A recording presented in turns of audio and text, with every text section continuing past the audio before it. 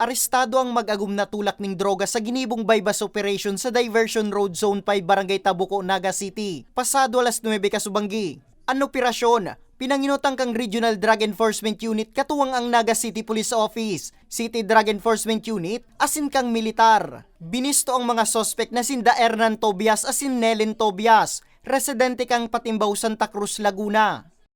Sabi nga ni daydan ni Aram ang Bicol, and this is the first time na nakaabot sinda sa Bicol. Kung paano nakaabot sinda, dahil man pinag-elaborate.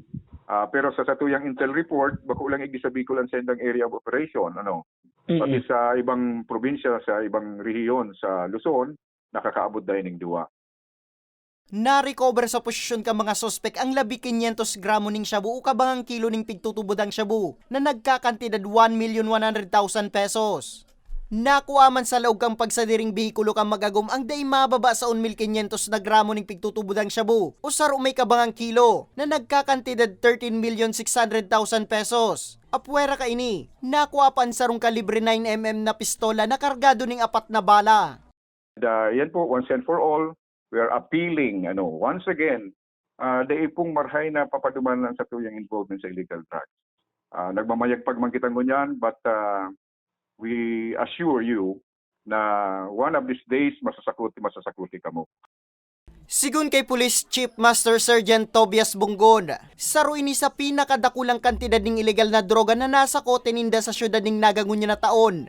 Mientras tanto, sa Sangay Camarines Sur, arestado man ang 46 anyos si Marlon de Guzman sa isinagibong bypass operation sa Barangay Katalutuan pasado alas 7 kasubanggi. Na-recover man sa sospek ang 100,000 pesos na kantidad ng pigtutubudang shabu.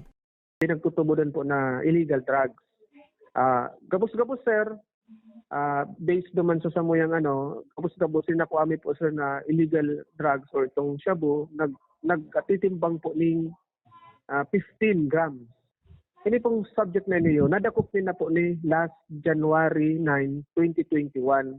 May kinaraman man po sa pagbebenta po ng illegal na droga.